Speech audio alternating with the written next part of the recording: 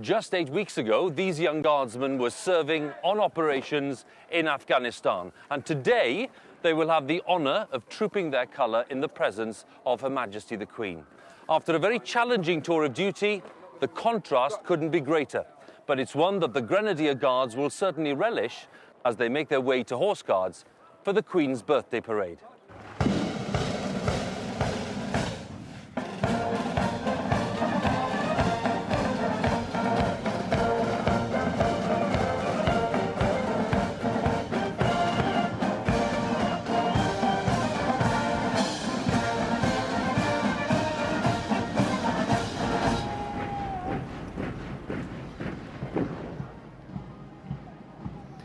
And this year's parade provides a graphic example of the rapid transition from the war zone to the parade ground.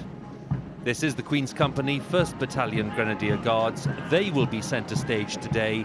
They will be providing the escort and trooping their colour to mark the Queen's official birthday. They've just returned from Afghanistan in April. The Guards Memorial reminding us of the scale of the losses over the past 12 months. Grenadiers alone lost 5 men on their recent tour. Overall, the armed forces have lost 294 of their people on operations in Afghanistan. Looking on, eagerly anticipating the marching, the music. On Horse Guards Parade, a crowd of some 8,000 people, including many forces families. And to underline the importance of this parade, we have General David Petraeus here, head of US Central Command, sitting next to Sir Jock Stirrup, the head of the British Armed Forces. Many more people lining the Mall. They're waiting for the first glimpse of the Queen on her way from Buckingham Palace. Her Majesty will be making her way with the Duke of Edinburgh. A little later, he'll be sharing his memories of past parades with us. And there's a new service for you this year for those digital and satellite viewers. By pressing that red button, you can access continuous and extended coverage of the parade, but you can stay with us here on BBC One to hear from the Duke of Edinburgh, from the Guards themselves, and from our expert guests. And the man in charge of the parade today, Lieutenant Colonel Rowley Walker, has been talking to Claire Balding. Well, this could yet be the star of the whole show. This is Burnaston. She has to walk backwards in the middle of the parade. But on board her, Rowley, it's your job to command everybody here in a hugely proud moment. Hugely proud. What the boys have done in Afghanistan, back here, prepare for the parade, what the family's given up in time. Hugely proud. Big day for us all. And in terms of your own riding ability and your experience of trooping, how much do you have? None of the troop. Lots of riding as a child. Now, you've got your whole family here, your 3 daughters. Now, let me get a considered opinion. What do you think of the whole of today? Well, I think it's a really big day for Daddy, and I'm really proud, and I hope he does well, and Burnaston will definitely do well too. Burnaston's a bit of a star, isn't she? Yeah, she definitely is. She's really friendly and she doesn't really nibble much. No, luckily for me. Well, Rowley, while he was in Afghanistan, very kindly gave us an idea of what it's like on a day-to-day basis. This is the second time the Grenadiers have been in Afghanistan. 2 years ago, we were here mentoring the Afghan army. This time here, we're providing security for Nadali district. And in about 2 years' time, we'll be back. We've got 530 to 540 Grenadiers in theatre at the moment. The main challenge they face day to day are attacks from insurgents of small arms fire, the IEDs that is well publicised out there. When we're on the ground and patrolling, it is a nerve-wracking experience due to there being a lot of IEDs being placed on the routes we're using quite a lot. Out here, your life's at risk. Every move that you take, it's a decision, a life-threatening decision. A few dangers that I come across was an IED. All of a sudden, there was a big bang. It was quite a big explosion. The crater was big, so it was quite lucky for all of us to survive and not sustain any injuries. The main responsibilities still are to protect the local population, to make it a better place for them, so that they can see what life could be like without the Taliban. It's been a bit of a reward seeing like all the children when you're handing out blankets and stuff that they need to help them with everyday life. It's been a very challenging tour, far more violent than I expected it to be. We've had 15 people killed across the battle group, 5 of whom have been grenadiers. A very dear friend of mine, who I've sort of grown up with in the army, was killed, which is Sergeant Major Darren Chant.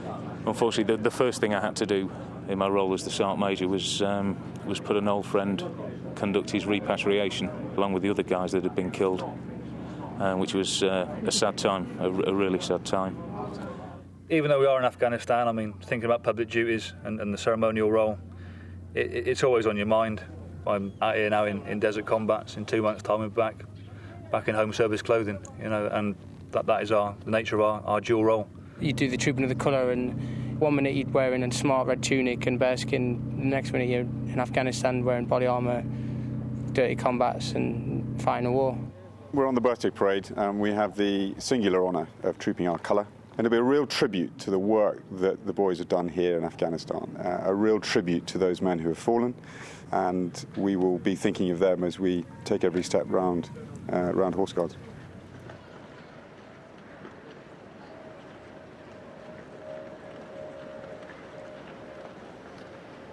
Grenadier Guards in Afghanistan, back on Horse Guards parade now. Their senior company, the Queen's Company, has dedicated today to Lance Sergeant Greenhalgh, who enjoyed ceremonial duties, who lost his life in Helmand just a few weeks before the battalion returned home. They'll also be remembering Guardsman Jamie Janes, Regimental Sergeant Major Darren Chant, Sergeant Matthew Telford and Guardsman James Major. 380 Grenadier Guards on parade today, also providing numbers 2, 3 and 4 guards. At the northern end of the parade ground, number 6 Guard is comprised of men from number 7 Company Coldstream Guards. The 1st Battalion returned from Afghanistan in April. Number 5 Guard is formed by F Company Scots Guards. 1st Battalion is currently deployed in Afghanistan on a 6-month tour, and they've sent us this message for today's parade. We're here in Basharan, in the heart of the Green Zone. When we can find a television, we're all looking forward to seeing the sort of excellence in action on Horse Guards, which I see every day here with the Scots Guards in Basharan. To Sergeant Major Faz Farrell and all the boys of the 1st Battalion Grenadier Guards, my thoughts and that of many Scots Guardsmen will be with you, your regiment and all your families and friends of the brave Grenadiers who tragically lost their life on your recent tour of Afghanistan. Once again, I wish you and all the soldiers of the Household Division on parade the very best of luck today. Septem Jungta and Uno. Words of encouragement from the Scots Guards in Helmand. Septem Jungta in Uno, 7 joined in 1, the motto of the Household Division. The colour party, waiting the start of the parade, Colour Sergeant Stephen Ross, who was awarded the Military Cross in Iraq in 2006, and the 2 sentries with him, Guardsman Chris Peer and Jack Bronson. The colour being trooped today, the Queen's colour of the 1st Battalion Grenadier Guards. The colour bearing many of the regiment's battle honours listed on the colour. It was presented by the Queen at Buckingham Palace just last month. The colours that I'm presenting to you this morning represent the spirit of the regiment, past and present. The battle honours, which are embroidered on the colours, are a memorial to all who have given their lives, their health, or their service to the regiment and to their country. I know you will carry them proudly into whatever may lie in store in the years ahead. And I look forward to seeing my colour trooped at the birthday parade next month. So the new colour makes its first appearance at the Queen's birthday parade, replacing the old colour, which is now laid up after being used for 18 years. And for 3 of those years, the 1st Battalion Grenadier Guards was led by Lieutenant Colonel Carew Hatherley, who took part in this parade as captain of the escort back in 2003. He went on to lead the Grenadier Guards in Helmand in 2007 and was awarded the OBE for his time in command of the 1st Battalion. I'm delighted to say that he is my expert guest today. Carew, a very warm welcome. Hugh, good morning to you. What are we looking forward to? Well, most of all, I'll be looking forward to soaking in a fantastic example of British pageantry. and underlining all the hard work that's gone into this parade in a very short space of time. Yep, they've done a lot of rehearsals in a very short time. So what we're looking for now is style, panache, steadiness, but looking for an outstanding parade today.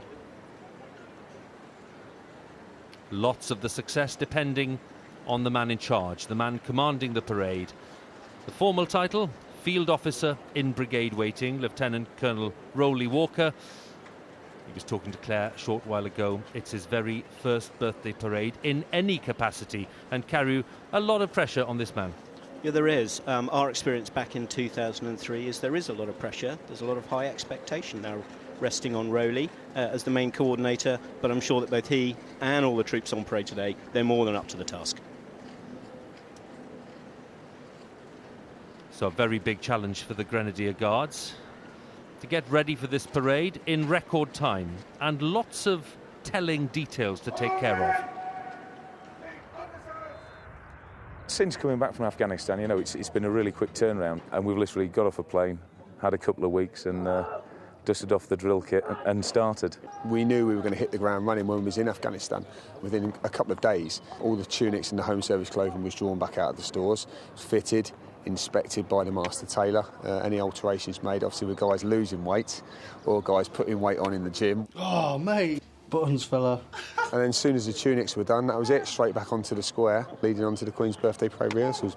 It's a big difference to come back from Afghanistan, where you're wearing dirty combats and with holes in them, and all of a sudden you're the Immaculate Guardsman with shiny boots. There'll be 383 soldiers from the Grenadier Guards on parade. Some of the guys won't have done it at all before. They've literally finished training, come straight to battalion and deployed to Afghanistan. So to some of them it's all new. Getting used to the kit and equipment again and how to wear it properly, how to clean it properly has been a real challenge. It's been a lot of hard work. The kit is really uncomfortable to wear, but the most difficult part about it is keeping to the same timings as the bloke to your left and to your right, and make sure you move as one body of men, not just an individual. Right! Dress! The dressing is the top priority, really.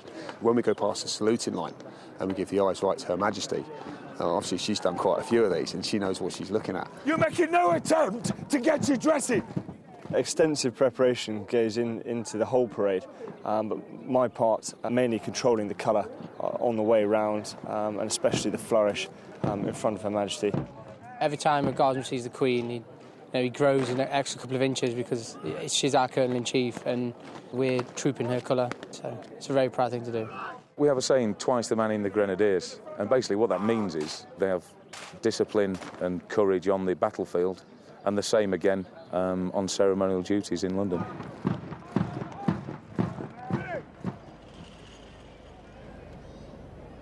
At Buckingham Palace, the first royal guests are leaving on their way to Horse Guards.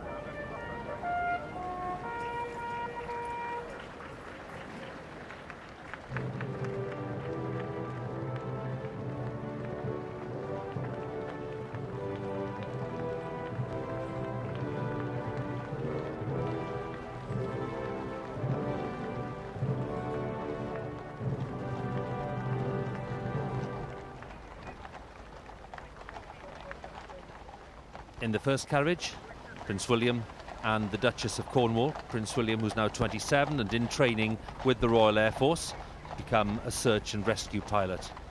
His brother Prince Harry is on leave at the moment and not attending this year's parade.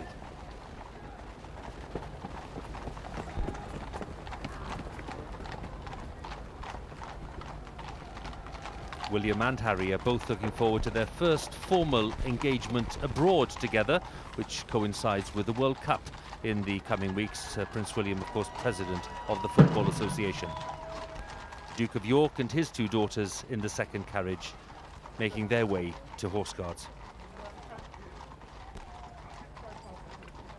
More than 200 Irish Guardsmen lining the streets today. Last year we saw the Irish Guards trooping their colour. And Claire Balding is at the palace with someone who played a leading part in last year's parade. Yeah, Hugh, this is Lieutenant Andrew Campbell, who was last year's ensign for the Irish Guards. And not an easy role to perform. What was it like? It was, well, to be honest, you practice so much for it. that when the day comes, you're pretty well versed in what needs to happen. I mean, you pretty much do the parade almost 80 times, so you're fairly well practiced, to be honest with you. And it's just a great day. I mean, you enjoy it, and it's almost a relief to be finished, really, to be honest. Sounds pretty bad, but...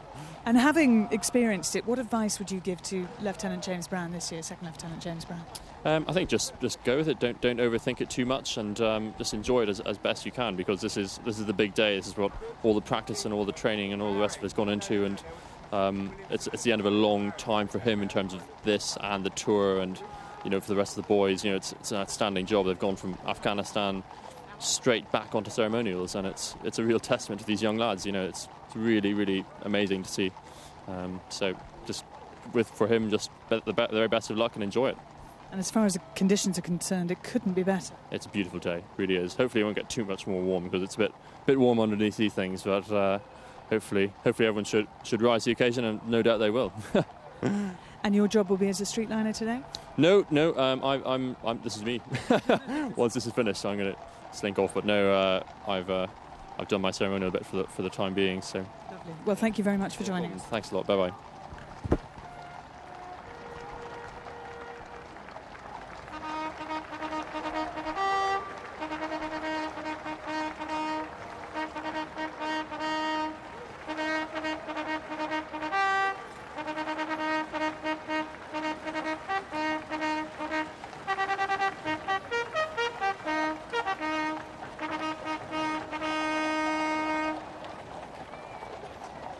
The Royal Salute, sounded by the trumpeter of the Sovereign's Escort, Lance Corporal Grant Green of the Blues and Royals, signals the Queen's departure from the palace.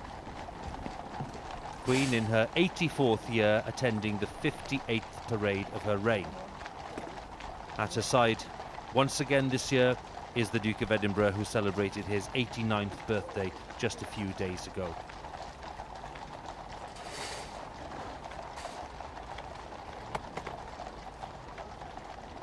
The royal procession also includes the 3 royal colonels taking their places in today's parade, and the 3 royal colonels include His Royal Highness the Prince of Wales and the Duke of Kent and the Princess Royal.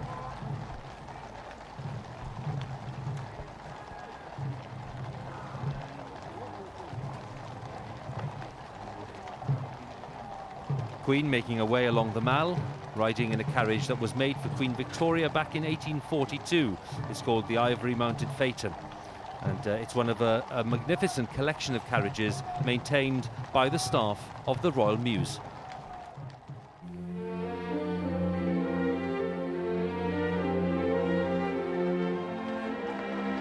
The Royal Mews is home to Her Majesty the Queen's carriages, horses and cars.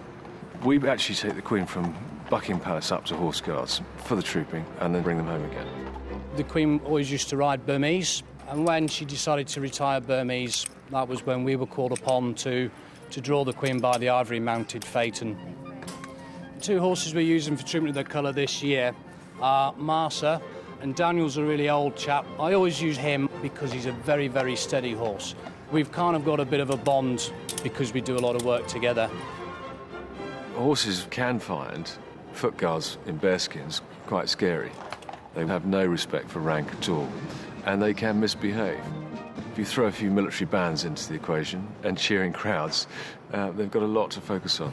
We go down to Horse Guards rehearsal. We'll target training based around foot guards bands, which are incredibly loud when you're right next to them. Any movement that the horses make that's untoward, Her Majesty will feel it, and I need to avoid that. The reason that we work so hard, actually, is the privilege of working for the Queen and knowing that she has a discerning eye as far as horses and parades are concerned. Just a look at the activity at the Royal Mews as they prepare for today's parade. The staff, of course, responsible for the barouche carriages carrying the first royal party now arriving at Horse Guards, travelling along the approach road, which is decorated with 53 flags from all the Commonwealth countries.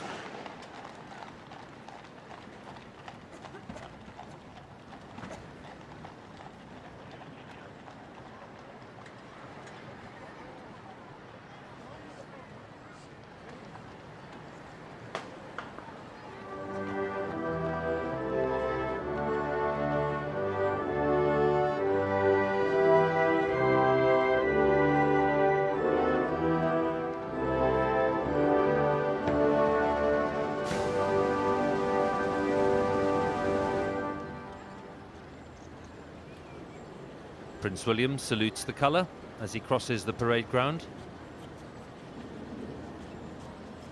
Prime Minister David Cameron and his wife attending for the first time in his capacity as Prime Minister of the United Kingdom. He's just returned from a visit to the troops in Afghanistan.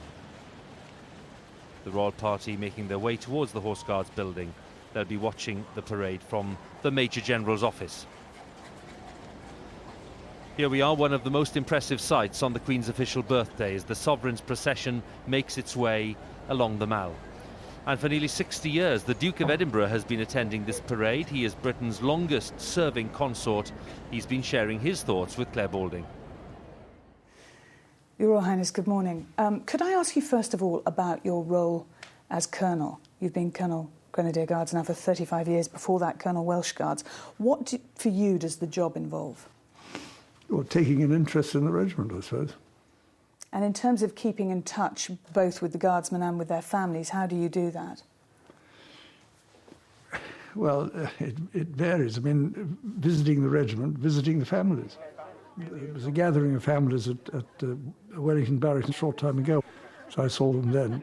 I got shot in the left hand, sir. Oh. But under what circumstances? Were you on patrol or something? The regimental adjutant writes a summary of what's going on, so I hear every so often what they're doing and what they're up to. Some years ago, you went to Iraq yourself to see soldiers there. What did you make of life on tour on the ground? Well, it was in Basra. It was just a sort of desert headquarters. It was in the old airport buildings. You know. And in terms of the men themselves and what their strength of character, what do you admire about them? Well, yes. I mean, I think that one of the great things that the services can do is they can take pretty ordinary people and turn them into extraordinary people, and I think that's what happens. And once they're given the proper training and motivation and interest, I mean, it really turns them around completely, and they become very remarkable people. Can I ask you a bit about the Queen's birthday parade? You first rode on it in 1953 as Field Marshal. And so, with the Queen, accompanied by Field Marshal the Duke of Edinburgh, the Guards marched back to the palace. And after that, I think the following year you were Colonel Welsh Guards, and then from 1975, Colonel Grenadier Guards. Is it tough to ride wearing a bearskin and obviously with all the kit? Yeah, but well, I used to ride around the garden here or Windsor for some days beforehand to get used to them. The only trouble is that when you're sitting on a horse, the thing is, if it's blowing hard, you don't want this thing to fall off. And so what you're told to do is to lower it down a bit, which is all very well, but then you've got this fur in front of your face. So most of the trooping that I've seen on horseback it looks as if I'm looking at it through a heavy thunderstorm. You know? My father-in-law used to go gardening in his bearskin before the trooping. Which must have led to some very strange discoveries in terms of other people coming across him in a bearskin. Well, that's what happened to me. Yes. He was cutting down or thinning out some rhododendrons, and I heard sort of imprecations coming from this bush. So I went out to see what there he was in his bearskin, hacking away. You accompany Her Majesty the Queen every year, and obviously there's a very large audience. For the families, it's very important to be there and watching. But Trooping the Colour it's very special. Yes, it is, and I think it gives people who take part in it so many things. It's hell working up for it, but it's marvellous when you've done it, you know, when you can say, I did that. It's a spectacular event, and I think it gives them all a sense of achievement and pride, because it does require an enormous amount of effort and discipline and practice. But if you take them out of their bearskins and put them into hard hats and body armour and send them out to thing, it's the same kind of corporate spirit and corporate activity. It's exactly the same. Your Royal Highness, thank you. Oh, well done. Duke of Edinburgh in conversation with Claire Balding, and back on the parade route today along the Mall in his 35th year as Colonel of the Grenadier Guards, whose colour is being trooped today. Leading the way in the royal procession, the Brigade Major, Lieutenant Colonel Jeremy Bagshaw, and 4 troopers of the Blues and Royals. Jeremy Bagshaw in his final appearance at the parade in this capacity. Birthday parade, of course, very famous for the appearance of the mounted band of the Household Cavalry under the command of Major Tim Cooper, Director of Music of the Blues and Royals.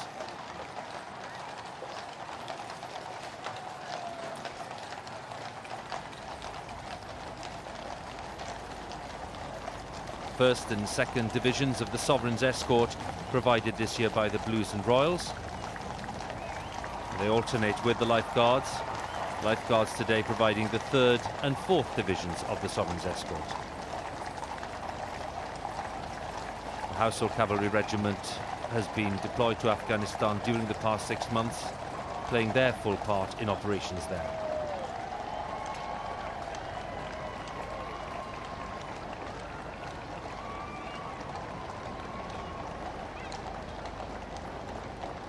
Queen and the Duke preparing to turn into the approach road, which takes them on the last stretch along to Horse Guards Parade.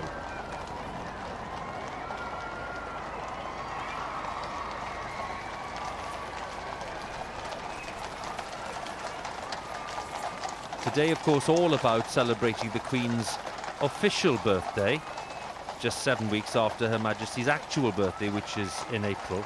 It was Edward VII who created the notion of the official birthday in June, because his birthday month was November and was almost guaranteed to produce bad weather for the parade. So the official date in June was then set.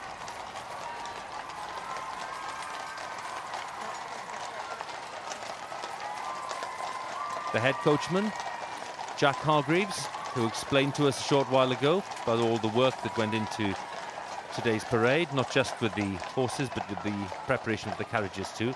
It's his 4th time on parade as head coachman, and he spent 23 years in the army, including 9 years with the King's Troop before taking up his current post. And as he explained, he's riding Marsa. A hand horse is the very trusted Daniel.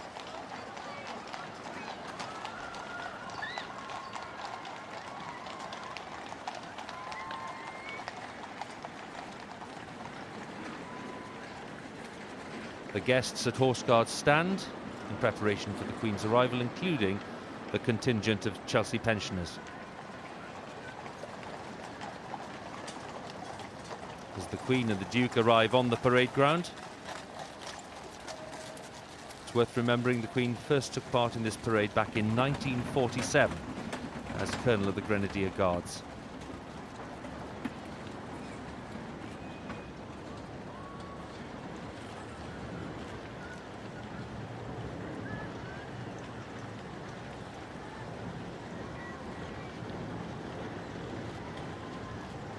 The strong theme of the parade, of course, reverence for the colour.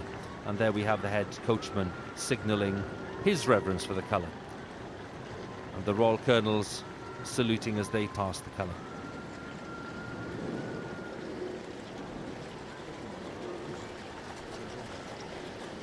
Following them, the non-Royal Colonels. Major General James Bucknell, his first year riding as Colonel of the Coldstream Guards. General Lord Guthrie of Craigiebank, who is Colonel of the Life Guards, and Major General Sir Sebastian Roberts, Colonel of the Irish Guards.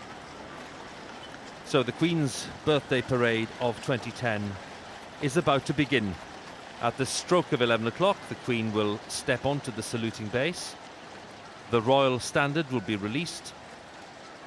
The field officer will give his command, and the national anthem will be played.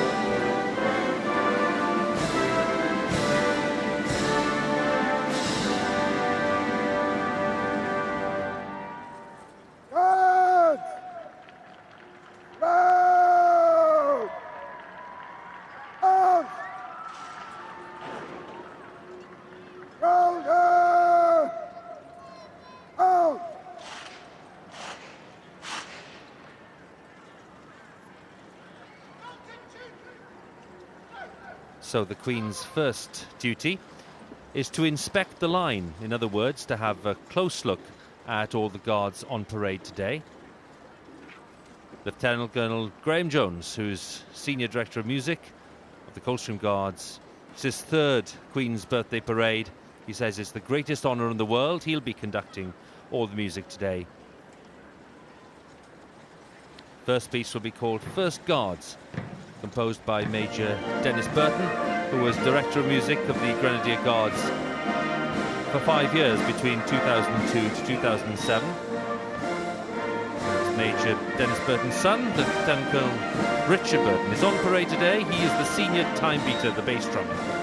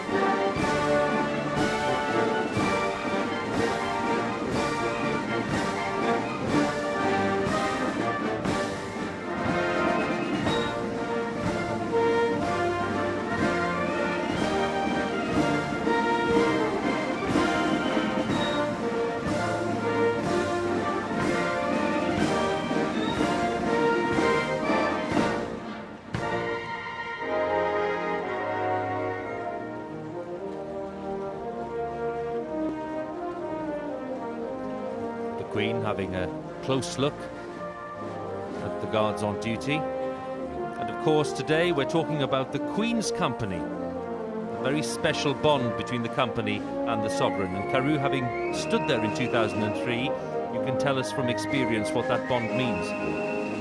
Well, Her Majesty is the boss, plain and simple, Hugh. Rowley runs the battalion, obviously on her behalf, and likewise Alex runs her company of Grenadiers on her behalf, and both of them report directly back to her on what her company of Grenadiers get up to. At this stage in the parade, how daunting is it? Well, back in 2003, I remember it was slightly daunting for all of us in the Queen's Company, but overall there was an overriding feeling of pride, self-assurance and honour on the occasion.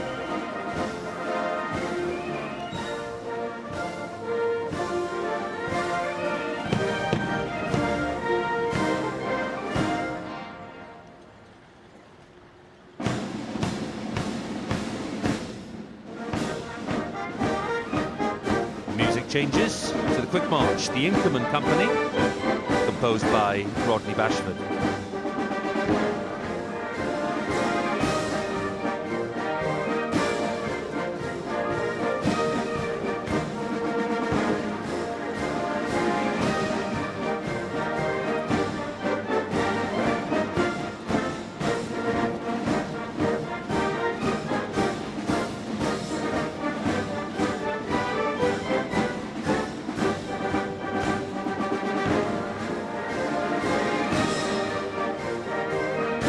Standard of the Blues and Royals, presented to the Household Cavalry back in 2003 by the Queen. The most recent battle honour on the colour is Iraq 2003.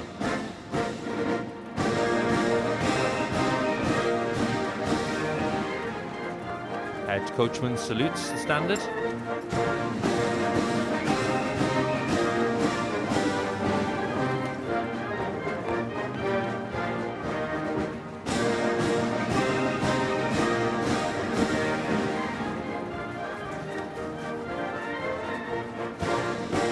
Salute for the lead gun of the King's Troop, Royal Horse Artillery.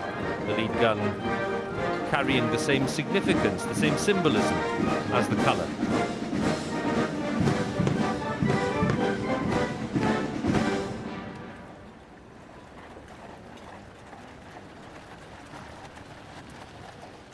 And for the third time on parade as Major General commanding the Household Division, we have Major General William Cubitt, who took over from Sebastian Roberts back in 2007. First took part in this parade in 1977 in Silver Jubilee year with the Coldstream Guards. My role is as the military commander of all troops involved on the day. In the last year and a half, we have seen the whole of the Household Division, all 7 regiments deployed in Afghanistan. These young men, they've got remarkable experiences beyond the parade ground as well as on it. The fact that the 1st Battalion Grenadier Guards was in Helmand weeks ago does make it particularly remarkable, and to see them now come onto parade here does make me really proud, as I'm sure it does the nation as a whole.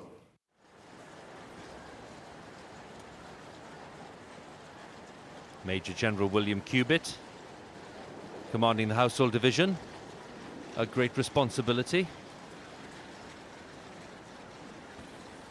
and expressing his pride in what is achieved on this parade today. We're looking forward to the next stage of the parade as the Queen and the rest of the procession make their way back to the Horse Guards building.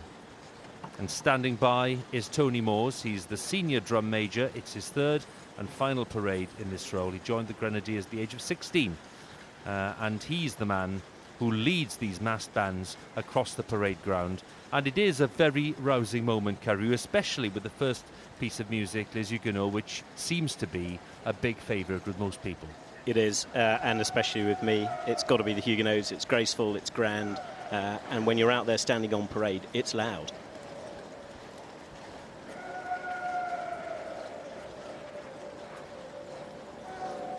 It's a big moment when the massed bands are underway and the first tune rings out across the parade ground. And of course, it tells us that the parade itself is moving towards that high point when the colour will be trooped down the ranks.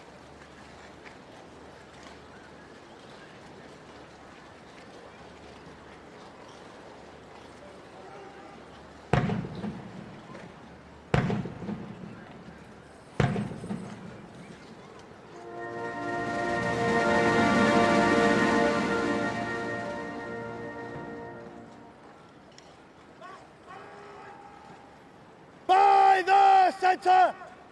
Slow! March!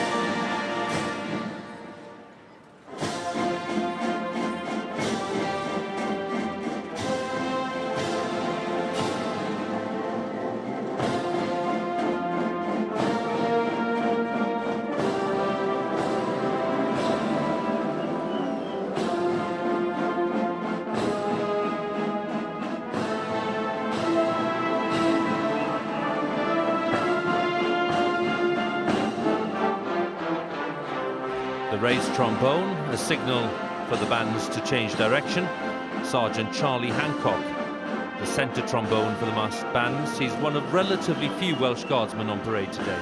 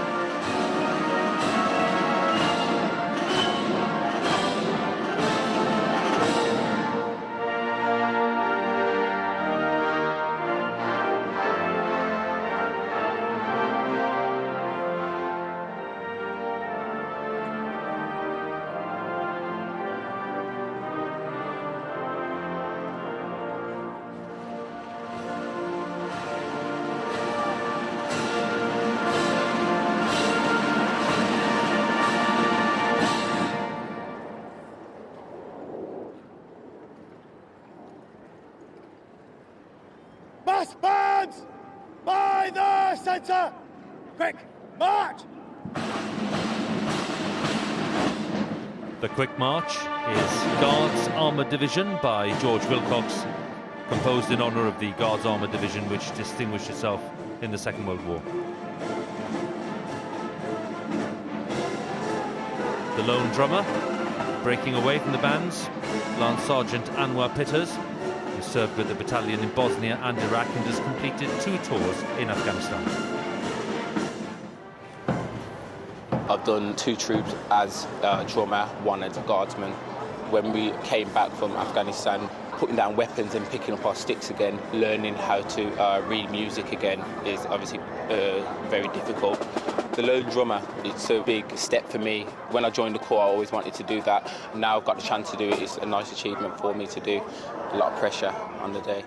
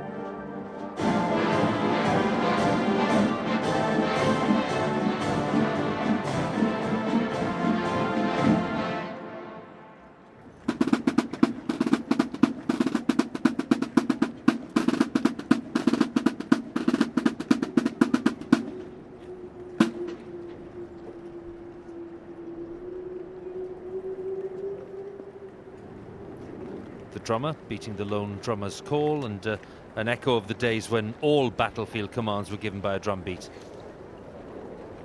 Guardsman Carl Burgess, the orderly, taking the regimental sergeant major's pace stick, and that will allow Ian Farrell to march forward and take us into the next phase of this parade.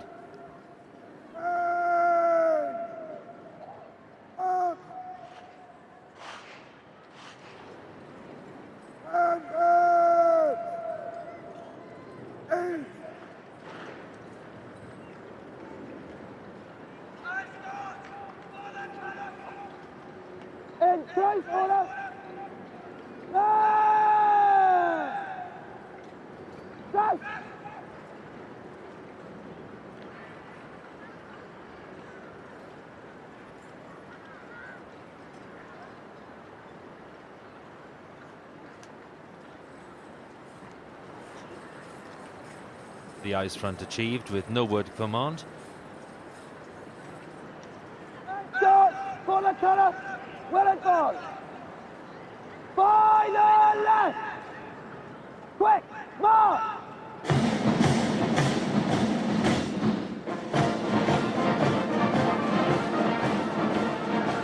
The real sense of energy, the real sense of dynamism as the British Grenadiers rings across the parade ground.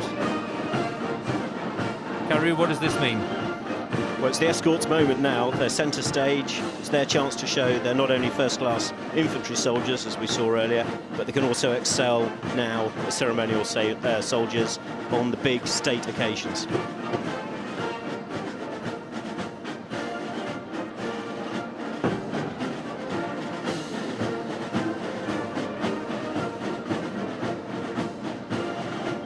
And a special quality added because they're marching to this tune.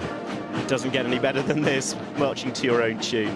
And as you know, there's a healthy rivalry between all the Foot Guards. And the Grenadiers today, particularly the Queen's Company, will be keen to show, particularly the Coldstream, how it's done today.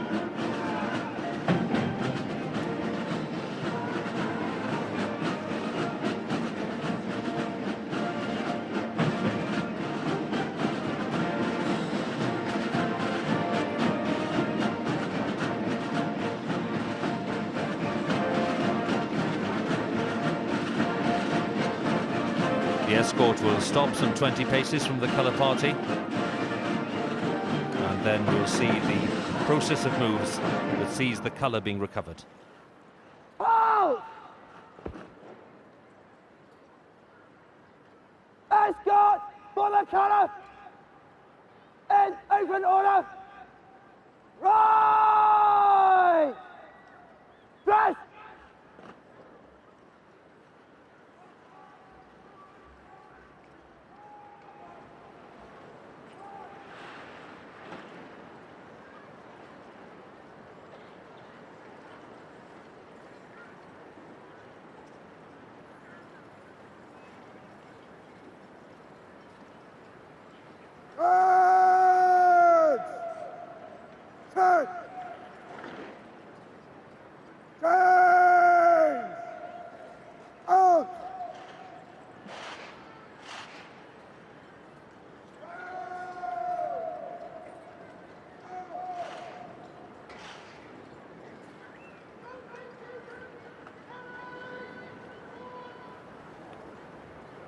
Ian Farrell, Regimental Sergeant Major, marching from the rear of the escort, described to me as an infantry soldier through and through. Collecting the ensign, Second Lieutenant James Brown, and they will then collect the colour.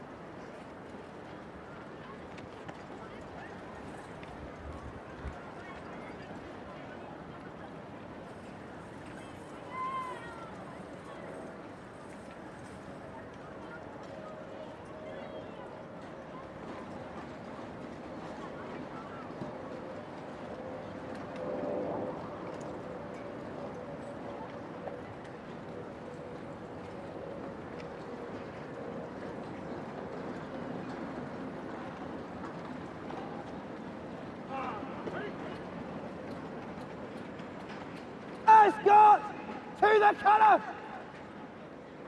Breezing! On!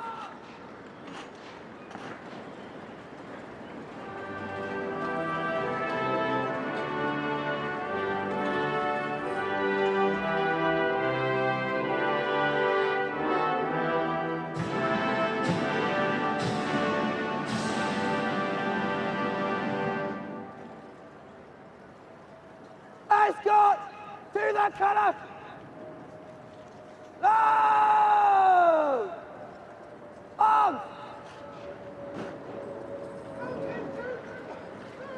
So the ensign, Sergeant Major, resumed their positions in the escort, and the escort for the colour has now become the escort to the colour, and they are preparing for the trooping itself.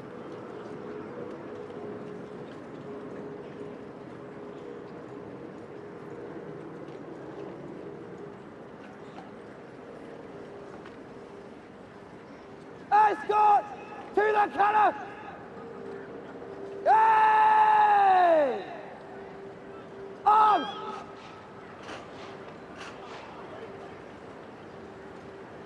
Escort to the colour!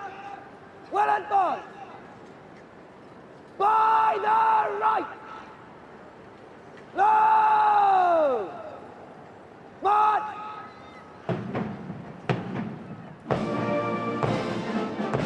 So the escort advances in slow time to the tune Escort to the Colour, arranged by Richard Ridings.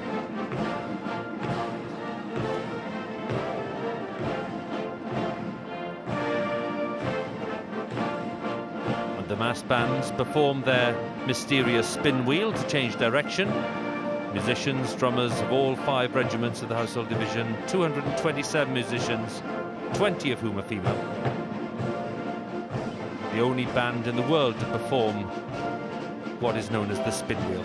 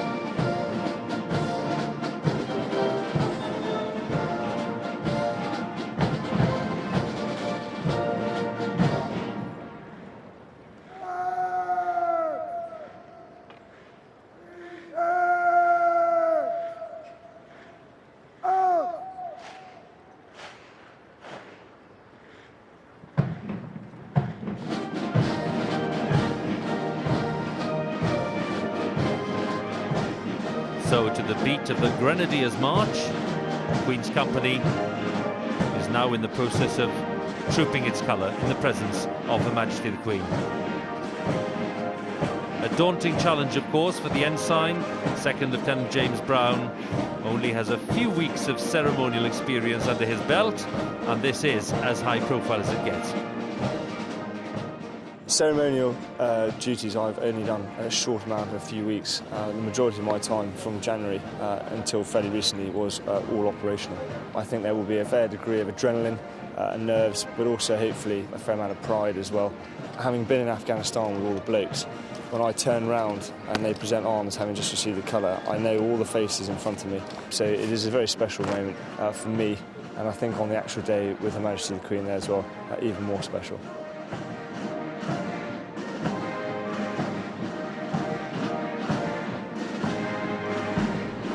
James Brown with his thoughts on today's honour and today's duty. 45 of the 78 battle honours emblazoned on the colours. The earliest, Tangier in 1680. Most recent, the First Gulf War, 1991.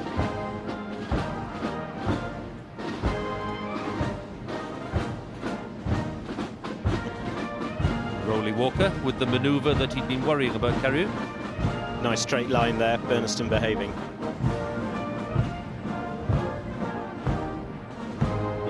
The first time new colours have been paraded in the presence of the Queen. What is the significance? Well, they represent the battalion and the regiment, but it's more than that. It's past, it's present, it's future all in one, and who knows where these colours will end up travelling.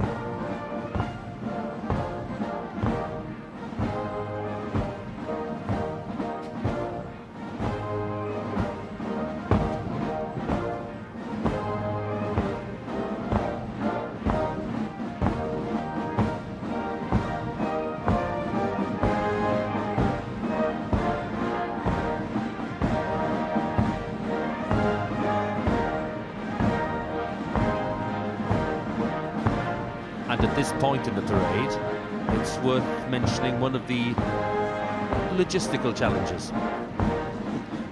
Yes, it is. You can see all the rest of the guards have been told to present arms. That means they're holding the weapons out to their front. They're heavy, those weapons, and they've been doing that for 4 minutes already. And they're heavy, those weapons, so the arms are getting tired now.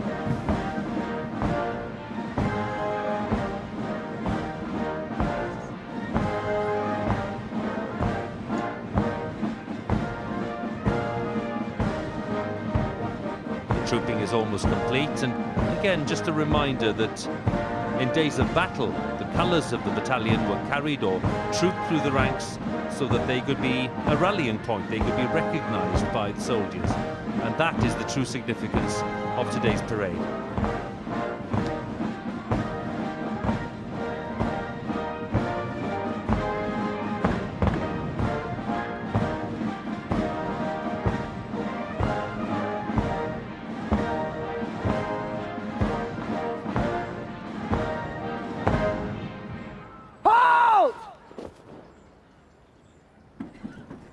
Escort to the colour, well advanced.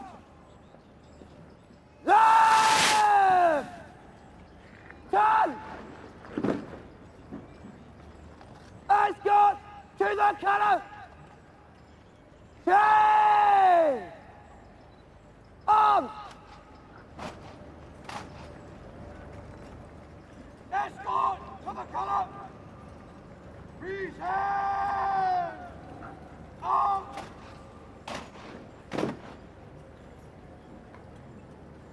Guards! Out! Out!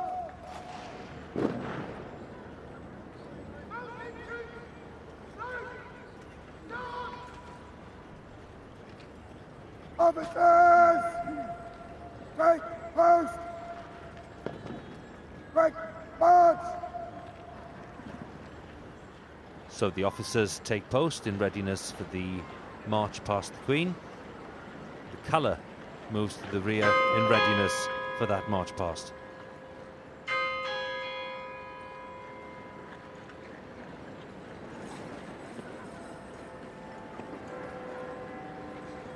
Numbers 1 to 5 guard, well retired. Turn!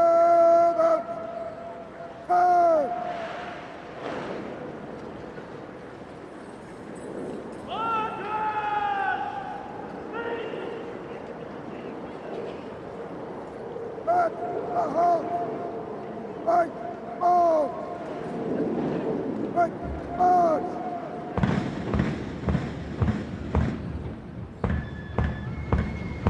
Familiar strains of Hazelmere, composed by drum major Tom Burkett, played by the Corps of Drums.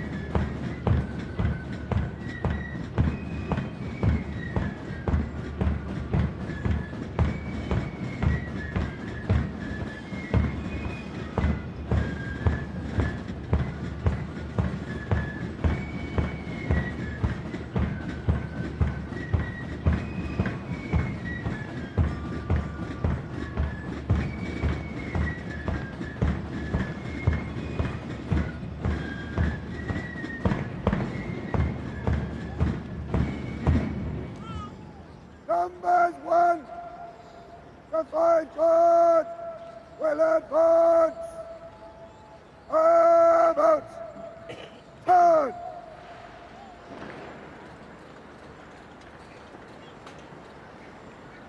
Number 6 guard, close order! March! Move to the right in 3. Form 3. Fight!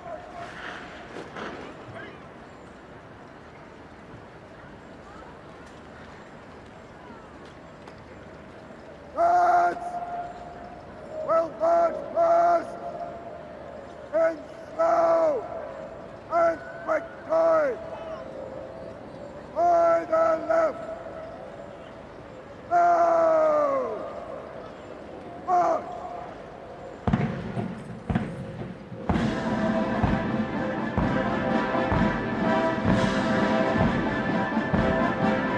The neutral slow march is Nerak GC, composed by Stuart Watts and John Lewis in memory of Captain Robert Nerak, awarded the GC posthumously in Northern Ireland.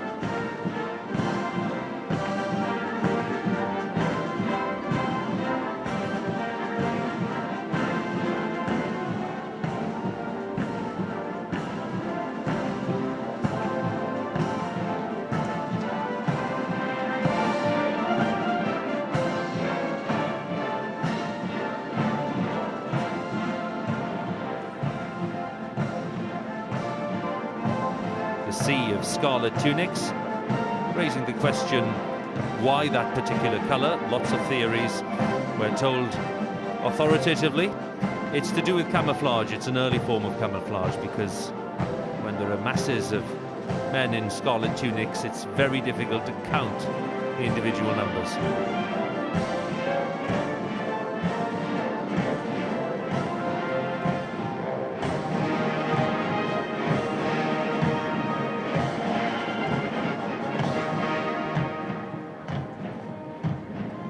As we prepare for the march past, we remind ourselves that there are hundreds of Grenadier Guards on the parade ground today. And as we emphasised a short while ago, they've just returned from an exceptionally challenging and difficult tour in Afghanistan. Carew, how do those experiences in Helmand relate to being on parade today? Well, Hugh, the skill sets required for today actually are remarkably similar. Today they require, as they did in Afghanistan, discipline, attention to detail, and trust in all of those around you.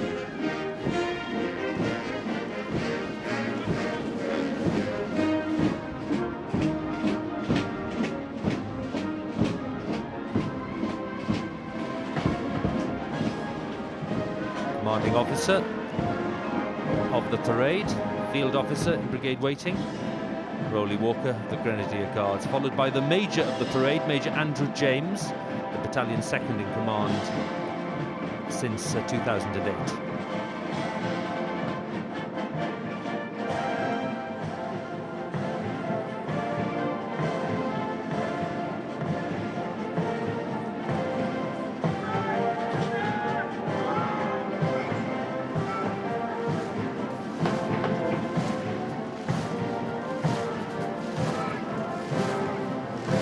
One interesting fact today, there are 4 brothers from the Gambia currently serving with the Grenadier Guards, all involved with the Queen's birthday parade in some way, and with number 2 guard here, Babukar and Habib Silva. Another brother marching with the escort, another working in the tailor shop, very important job, preparing the tunics.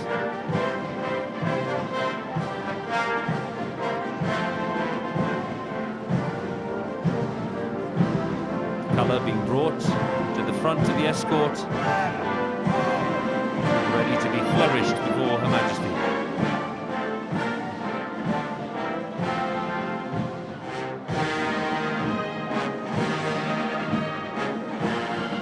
Marking time as the sets of guards are making their way along the parade ground, the southern end of the parade ground, ready for the familiar pieces of music closely associated with each regiment.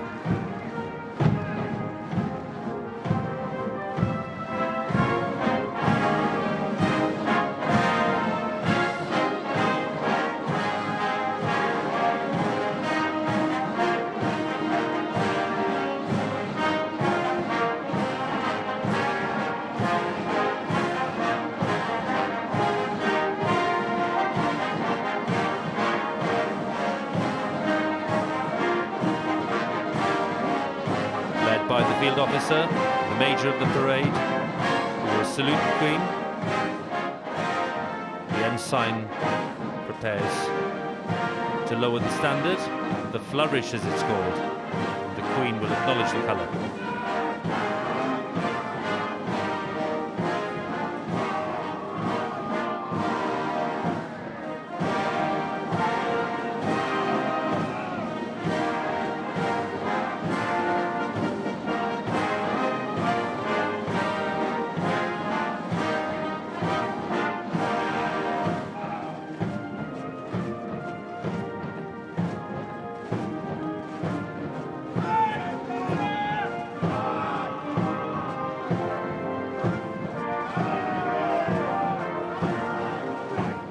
The ensign raises the standard. It's known as the recover.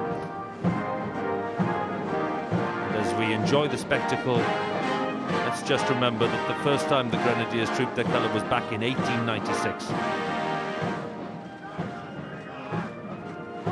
Colonel of the Grenadier Guards, the Duke of Edinburgh, been colonel for the past 35 years.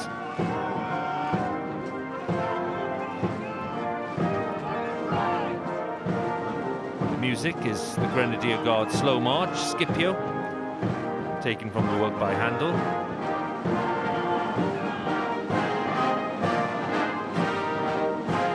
Number 3 Guard, the Inkerman Company. Number 4 Guard, Nijmegen Company Grenadier Guards.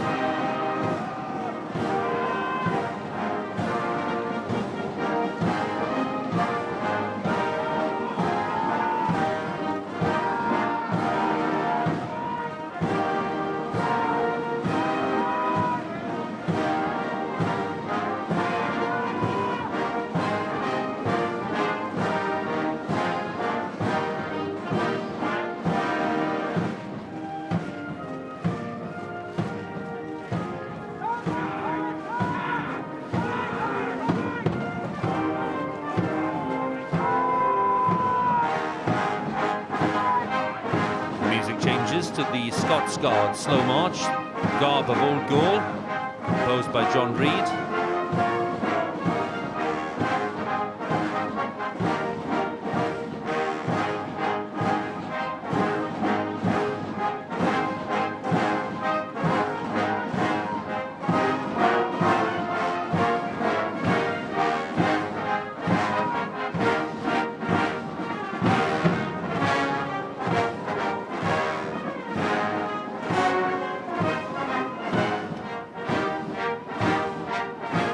Slow March of the Coldstream Guards, Figaro, by Mozart.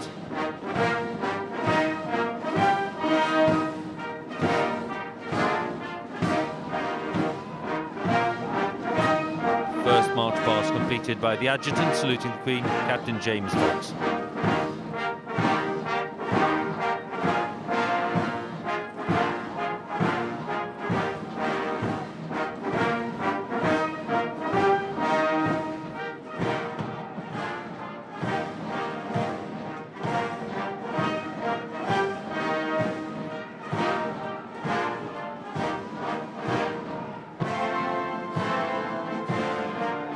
Lieutenant Colonel Rowley Walker salutes the Queen and informs her that the first march past has been completed.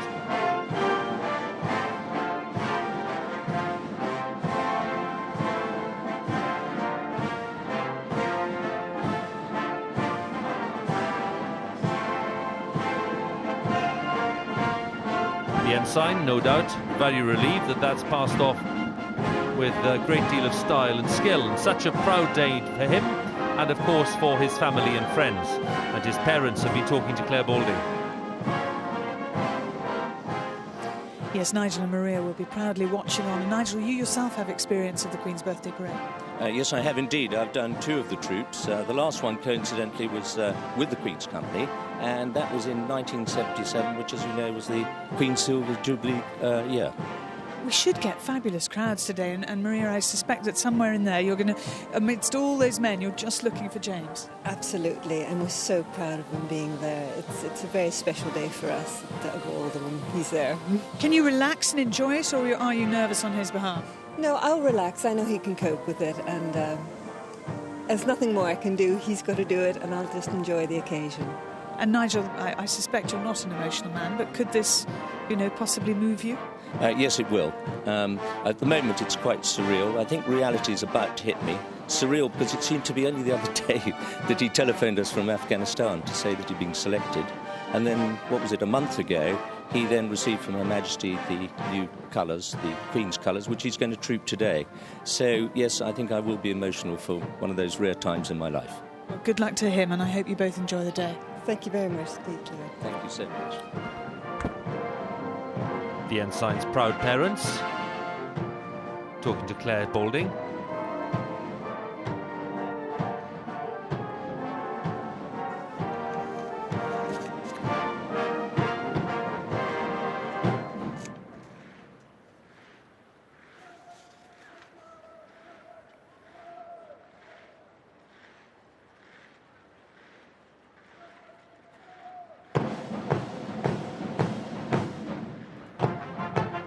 Skillfully into the quick march.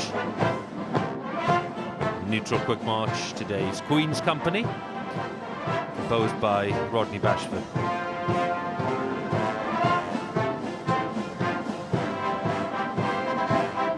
Someone watching with great interest in the stands today, Lieutenant Garth Banks, 26 from Cheltenham, very badly injured, lost his legs in January when he stepped on an improvised device out in Afghanistan.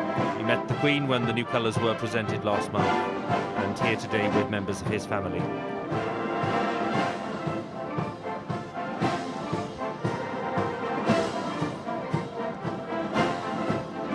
Just watching Garth Banks and his family enjoying the parade, Carew, just raises the question yet again of the importance of support of family and friends, not just when people are on duty and on tour, but certainly when they come home too. Absolutely, Hugh. I can't overestimate how that support is so very, very important to all the soldiers. It underpins the trust between a soldier and the nation, the monarch that they serve.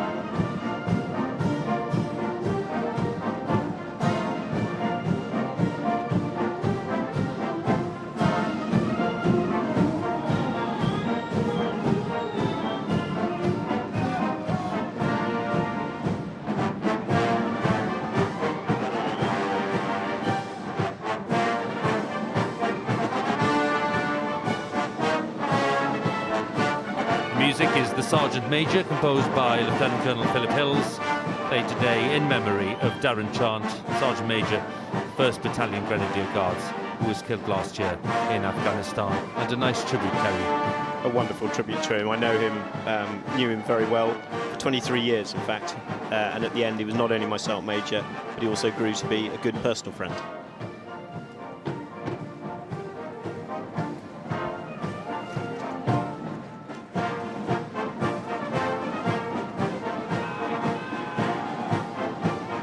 Grenadier Guards quick march once again, British Grenadiers, arranged by Cappy.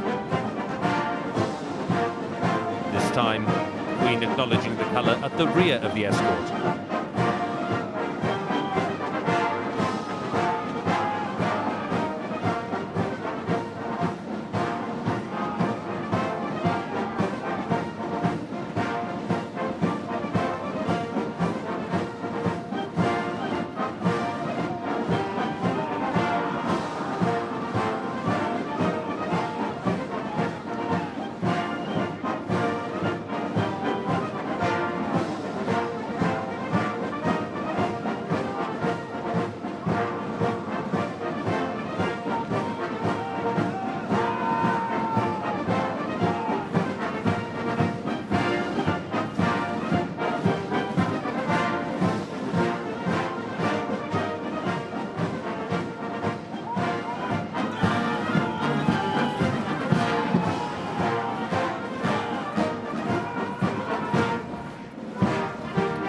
Scots Guards quick march, Highland Laddie, arranged by Cappy.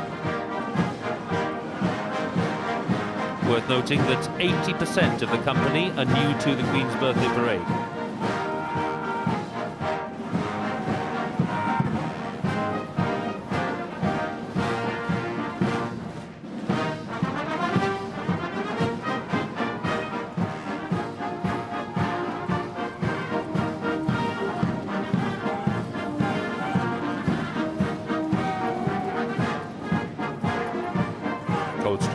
Quick March Milanolo. First heard at the parade in 1845.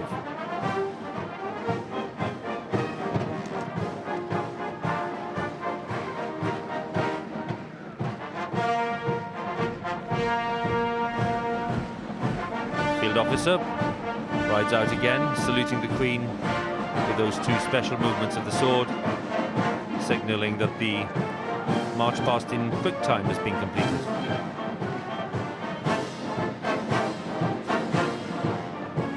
Field officer, Lieutenant Colonel Rowley Walker, can be proud so far that the work has gone well.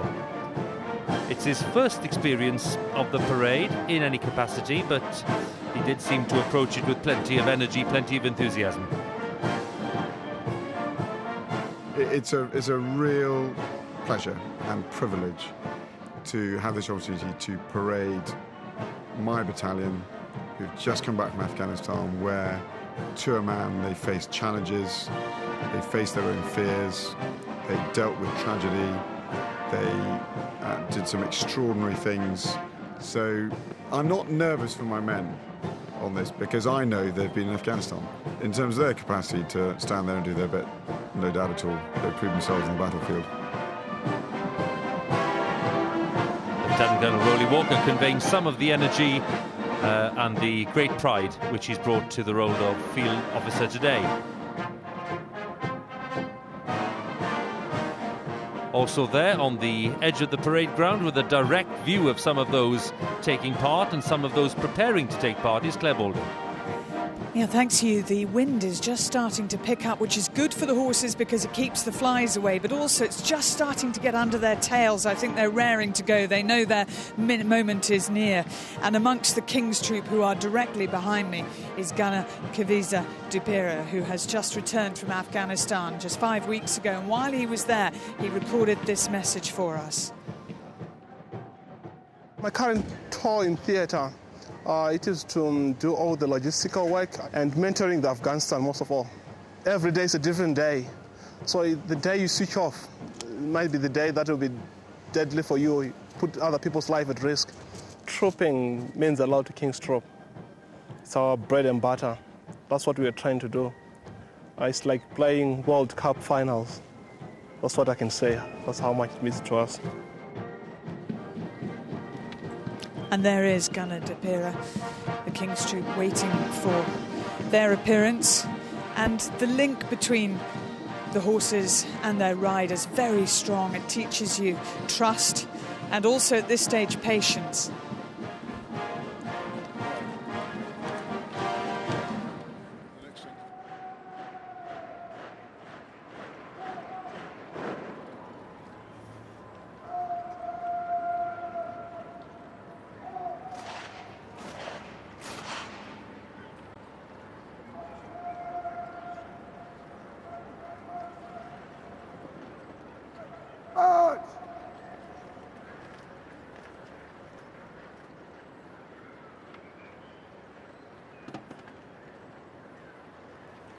Colour being taken to the front of the escort.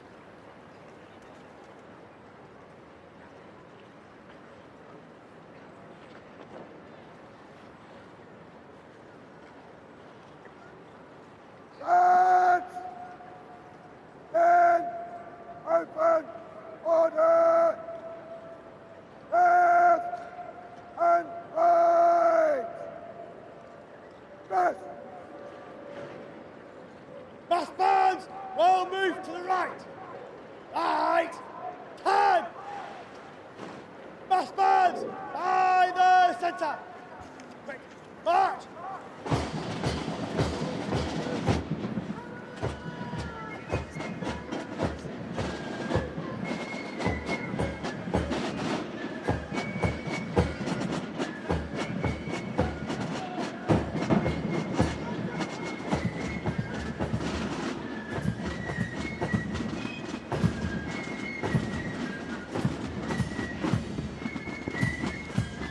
And here come the massed bands, led by the only horses in the British Army to hold an officer's rank, The drum horses have the rank of major. Spartacus there on the right as we're looking, and Achilles on the left. Achilles known as Rodney, and Spartacus known as Sparky.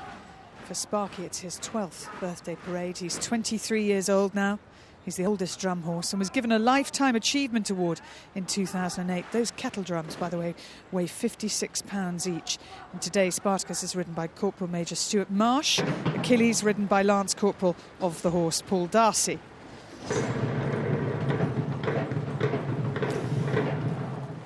And here come the King's Troop behind me. You can hear the rolling of the guns. And this is a spectacular moment.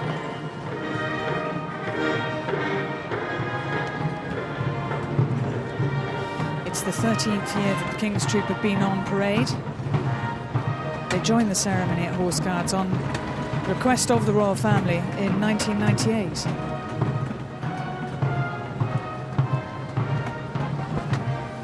There are 52 mounted troops on parade today. 76 horses pulling the 6 guns. And you'll see each gun is pulled by 6 horses. The 3 on the near side, well, the right-hand side as you're looking at it, but the near side, as we refer to it in riding terms, are ridden, and the 3 on the offside are held in hand by the rider. The front pair tend to be slightly taller. They're the leaders. They're bolder in character as well and act as the accelerator. The centre pair, slightly smaller, and they act as draft power to the team.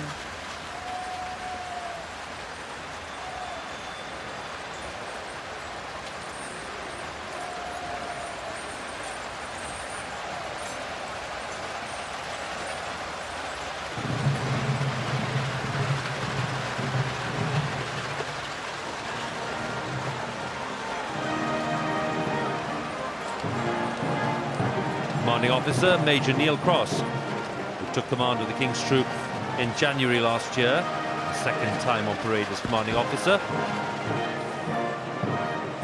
The music is the Royal Artillery Slow March, composed by the Duchess of Kent, the mother of Queen Victoria.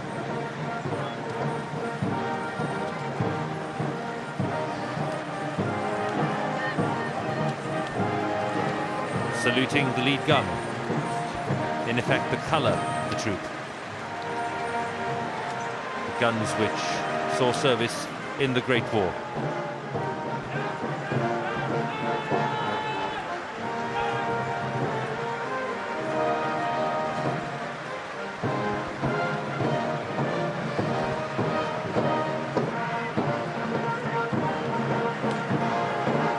Over a third of the soldiers with the King's Troop are women, and today 35% of the soldiers on parade with the King's Troop are female. They first joined in 1996.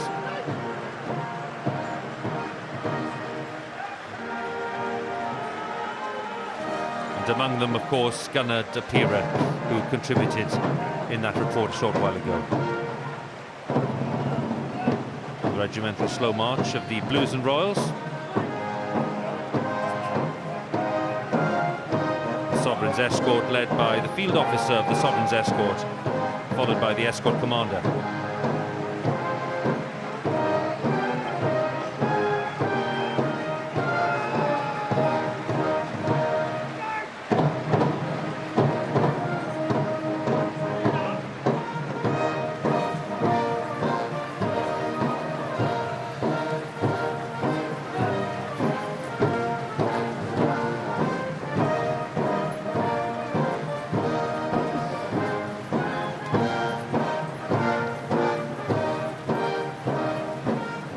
Guards, regimental slow, 2 divisions of the Life Guards, proudly taking part in this, their 350th anniversary year.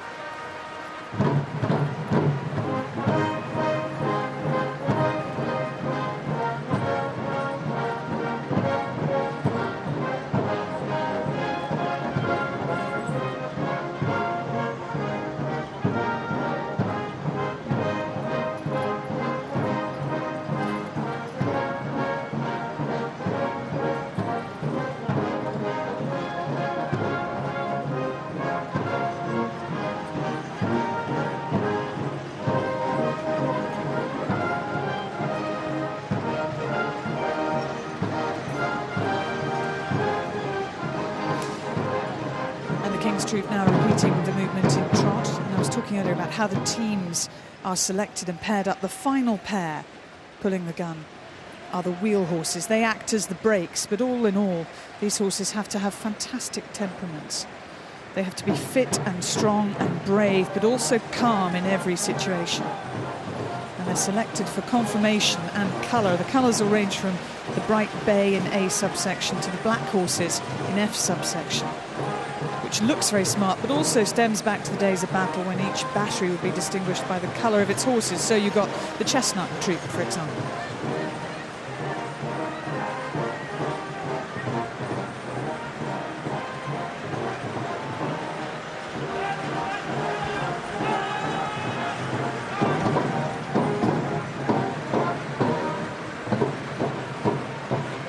King's Troop, very accomplished riders, many of them, and obviously in action all through the summer. They were performing at the Military Tattoo at Windsor Castle just a couple of weeks ago.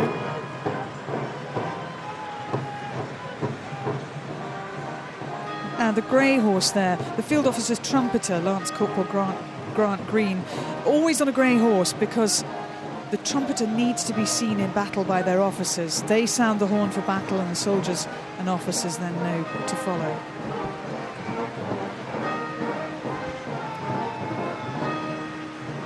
Only 1 in 20 men joining the Household Cavalry would have ridden before.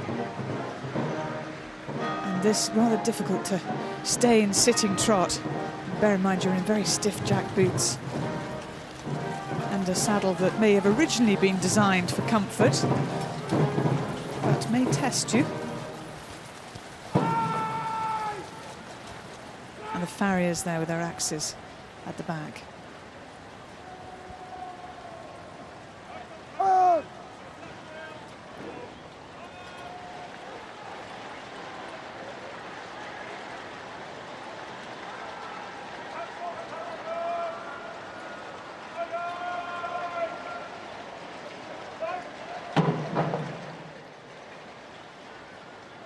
Director of Music, the mounted bands, salutes the Queen. The kettle drummers cross their sticks. That's their particular form of salute as they prepare to leave the parade ground. Major Tim Cooper, Director of Music of the Blues and Royals, has been in that position since 2006.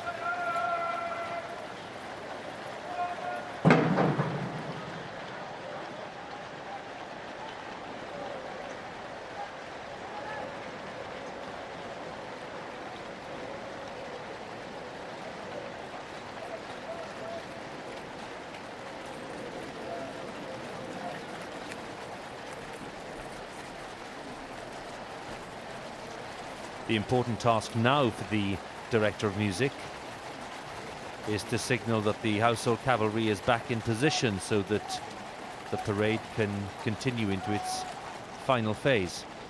And by turning inwards, he will let the field officer know that the Household Cavalry is indeed ready.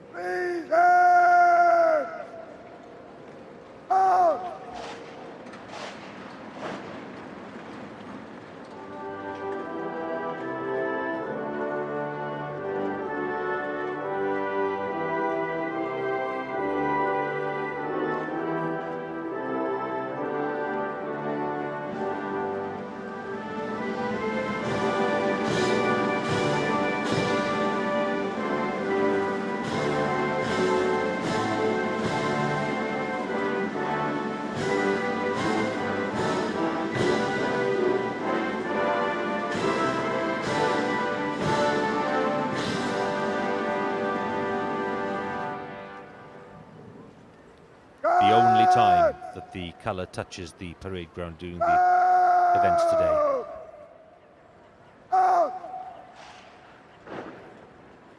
Guards! In close order! Left and right!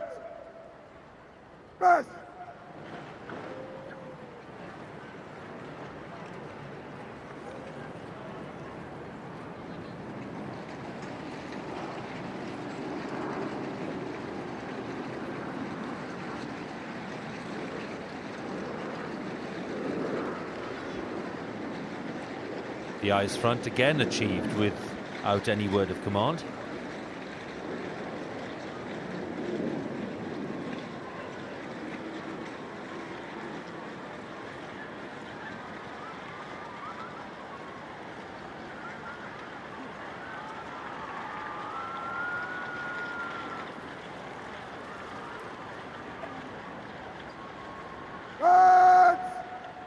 Well formed!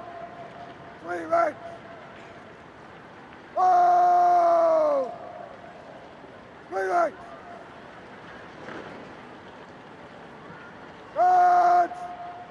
Well retire! About! Turn! At the halt! By division! Right forward! Right forward!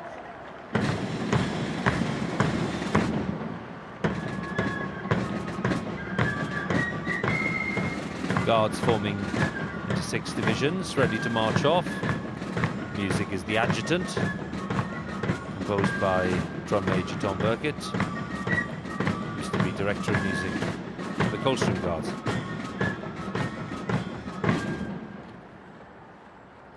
Divisions! Well advanced! About! Turn!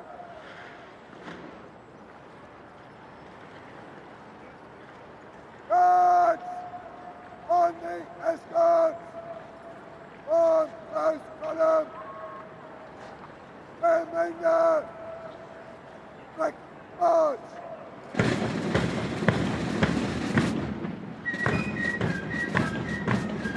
Corps of Drums playing Prussia's Glory by Gottfried Piefke, Prussian bandmaster, as the 6 Guards prepare to march off.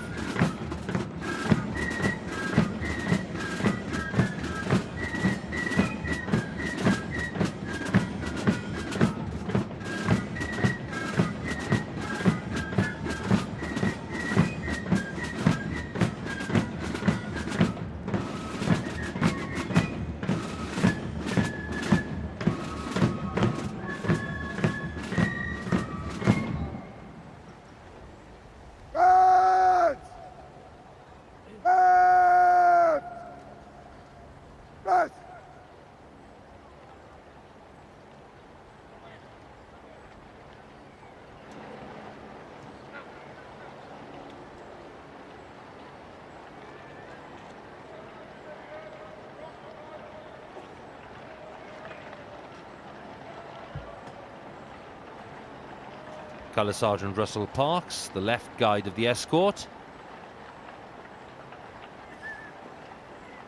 helping to make sure that everything is precise.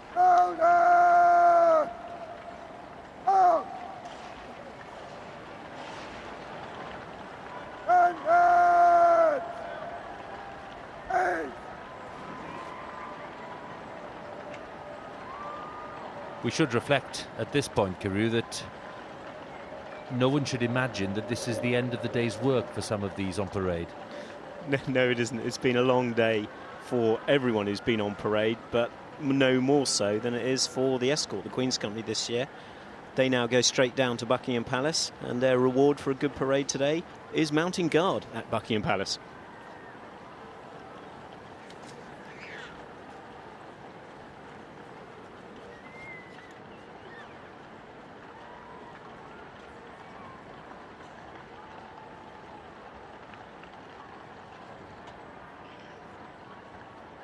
Your Majesty's Guards are ready to march off now.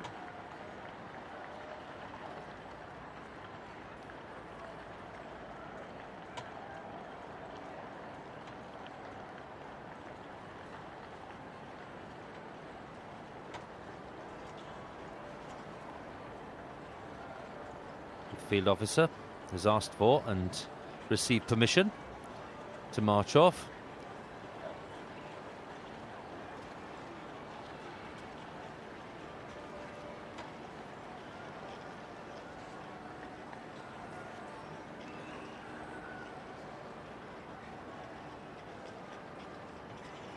Garrison Sergeant Major Bill Mott waiting on the approach road to signal to the field officer that all is ready. One of relatively few Welsh Guardsmen on parade today, and the ultimate perfectionist. His sharp eye for detail puts everyone on their guard.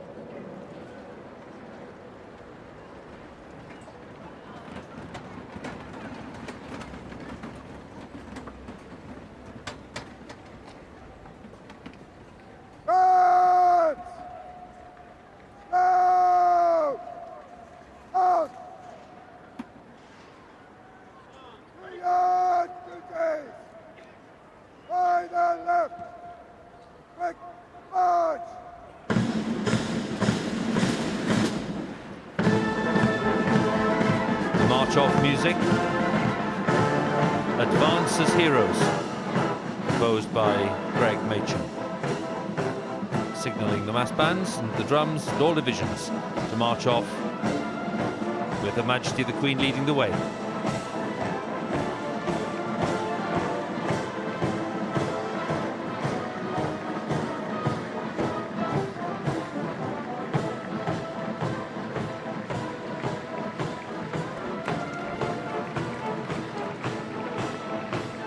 Rousing sight, the massed band bringing this Queen's Birthday Parade to an end. Let's have some concluding thoughts from Claire.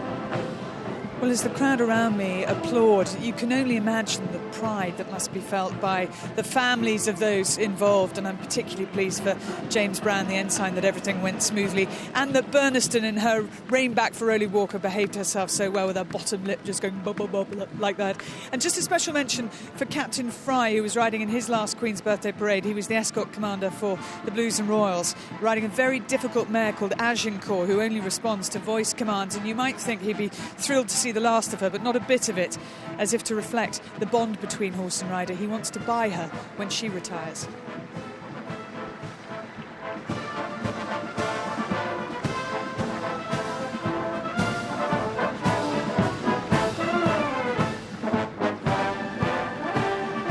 As the Queen and the Duke make their way back towards the Mall, Carew Hatherley with me here.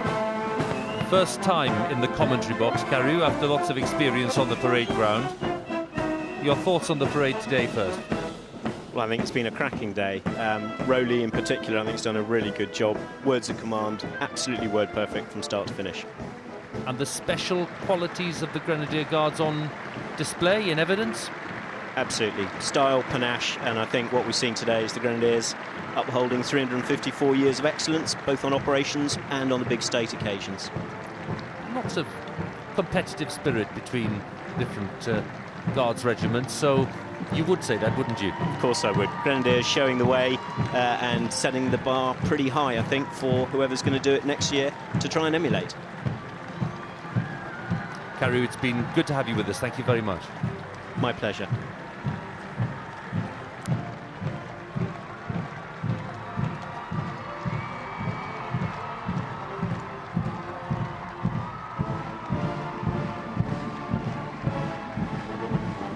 So the Queen's Birthday Parade of 2010 is over, but the celebrations certainly are not. The Queen and members of the royal family will soon be watching the traditional fly-past by the Royal Air Force from the balcony of Buckingham Palace. An important reminder that viewers on digital and satellite will be able to enjoy that as it happens by pressing the red button on the handset. And there'll be another chance to see it in our highlights programme that's later this evening on BBC Two.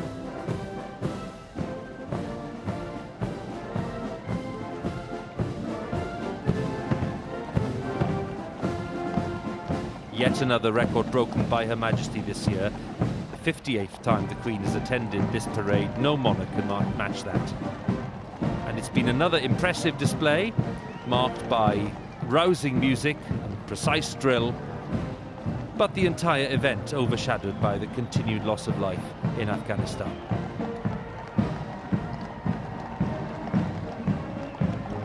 And above all, for the men of the escort, the Grenadier Guards, it's been a fitting tribute to the comrades they've lost, and indeed to all victims of the conflict. From all of the BBC team at Horse Guards Parade, goodbye.